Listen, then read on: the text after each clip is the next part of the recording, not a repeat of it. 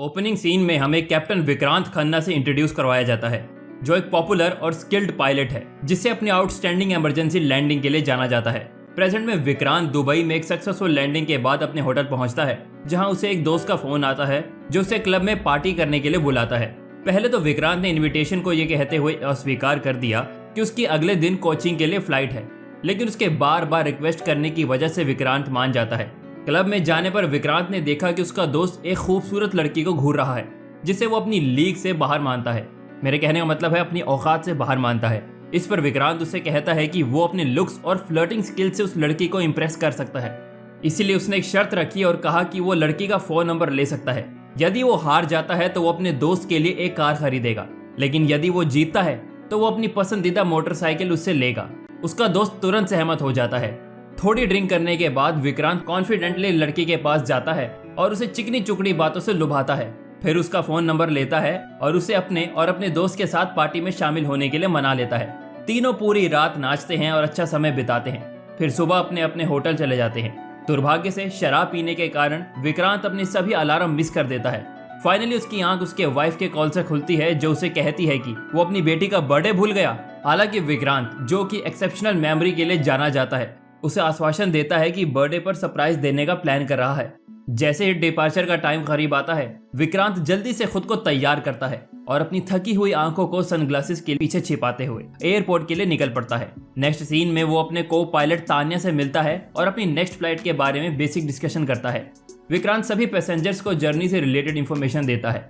अब तक सब कुछ नॉर्मल चल रहा था, लोग भी शांत थे, लेकिन टेक ऑफ के बाद जब प्लेन सूटेबल हाइट पर पहुंचता है तो Vikrant auto pilot mode activate करके सो जाता है। थोड़े समय के बाद एक इंजन अलार्म बजना शुरू हो जाता है, जिसे तान्या समझ में नहीं पाती। सौभाग्य से विक्रांत जाग जाता है और अपने टैलेंट से इशू को तुरंत सॉल्व कर देता है। विक्रांत अभी भी अपने पूरे सेंसेस में नहीं आया था, इसीलिए वो एक फ्लाइट अटेंडेंट को बुलाकर एक कप ब्लैक कॉफी की रिक्वेस्ट करता है। वो एक स्पेसिफिक मेडिकेशन का नाम भी फुसफुसाता है, जिसे वो समझ जाती है और उसके लिए तैयार करती है। कॉफी के बाद विक्रांत कुछ देर के लिए रीच चला जाता है। जैसे जैसे समय बीतता है, बिजली की गरज के साथ भारी बारिश होने लगती है। पायलट्स फ्यूल मीटर देखते हैं तो बता रहा है कि अभी भी प्लेन में 4800 लीटर फ्यूल बचा हुआ है। इसके अलावा उनका अनुमान है कि कोचिंग पहुंचने में उन्हें लगभग 45 मिनट लगेंगे। इस बीच coaching air traffic control office में मिस्टर त्रिपाठी नाम के एक बूढ़े स्टाफ एम्प्लॉय को दिखाया जाता है, जो हेल्थ खराब होने के बावजूद काम कर रहे हैं। जैसे ही फ्लाइट अपने डेस्टिनेशन के करीब पहुंचती है, तान्या ने लैंडिंग के परमिशन लेने के लिए कोचीन ATC से संपर्क किया। जवाब में त्रिपाठी सर पायलट्स को बताते हैं कि भारी बारिश के कारण रनवे पर विजिबिलिटी काफी कम हो गई है, इसीलिए लैंडिंग करना काफी मुश्किल हो जाएगा। विजिबिलिटी कम होने के बावजूद विक्रांत कोचिंग में ही लैंडिंग करने का फैसला करता है। तान्या फिर ATC को एक मैसेज भेजती है और उन्हें क्रिटिकल फ्यूल कंडीशन के बारे में बताती है। फ्यूल कम होने की वजह से त्रिपाठी सर पायलट्स को रनवे 27 पर लैंडिंग की परमिशन दे देते हैं। अब लैंडिंग में कुछ ही मिनट बचे थे, लेकिन बारिश और भी तेज हो गई, जिसकी वजह से विमान का ATC से संपर्क टूट जाता है, जिससे उन्हें लैंडिंग रोकनी पड़ती है। अगले सीन में चिंतित तान्या विक्रांत को प्रस्ताव देती है कि बेंगलोर में लैंडिंग कराना सबसे परफेक्ट सॉल्यूशन रहेगा। वो कैलकुलेट करती है कि उन्हें वहां तक पहुंचने के लिए 3300 यानी कि 3300 लीटर फ्यूल की जरूरत पड़ेगी। उनके पास अभी भी 3900 लीटर फ्यूल बचा हुआ है। हालांकि विक्रांत इससे सहमत नहीं होता और कहता है वो अपने ओरिजिनल डेस्टिनेशन में ही लैंड करेंगे। इसके बाद वो लैंडिंग की परमिशन लेने के लिए कोचीन ATC से कांटेक्ट करते हैं, जिसे त्रिपाठी सर स्वीकार कर लेते हैं। लेकिन लगातार वेदर खराब होने की वजह से विजिबिलिटी 0 हो गई। टाइम हाथ से निकलता देख पैसेंजर्स घबराने लगे। विक्रांत तेजी से पास के शहर त्रिवेंद्रम की तरफ प्लेन को मोड़ देता है, ताकि जल्द से जल्द प्लेन की लैंडिंग हो सके। लेकिन विक्रांत ये नहीं जानता था कि त्रिवेंद्रम ATC आसपास के सभी एयरपोर्ट्स को तूफान की वजह से इमरजेंसी इंफॉर्मेशन दे रहा था। कोई भी एयरपोर्ट किसी भी प्लेन को लैंडिंग की परमिशन नहीं देगा। उसी समय त्रिपाठी सर का स्वास्थ्य बिगड़ने लगता है और उनकी जगह दूसरे स्टाफ मेंबर को ले लिया जाता है, जिसे त्रिवेंद्रम ATC से मिली इंपॉर्टेंट इमरजेंसी इंफॉर्मेशन के बारे में नहीं पता। दूसरी ओर फ्लाइट डायवर्जन की खबर फैलते ही फ्लाइट में बैठे पैसेंजर्स के परिवार वालों में चिंता बढ़ जाती है। फ्लाइट 777 के अंदर तो हालत और भी गंभीर है। जहाज पर सवार यात्रियों में से एक जर्नलिस्ट होता है, जिसे समझ में आ जाता है कि कुछ तो गड़बड़ चल रही है। सिचुएशन जल्द ही कंट्रोल से बाहर हो जाती है, इसीलिए विक्रांत खुद अपने कॉकपिट से बाहर आकर सबको शांत कराता है। उसने पैसेंजर से सहयोग करने का आग्रह करते हुए कहता है कि उन सभी का गोल सेफली अपनी डेस्टिनेशन तक पहुंचना है। इसीलिए सब शांति बनाए रखें।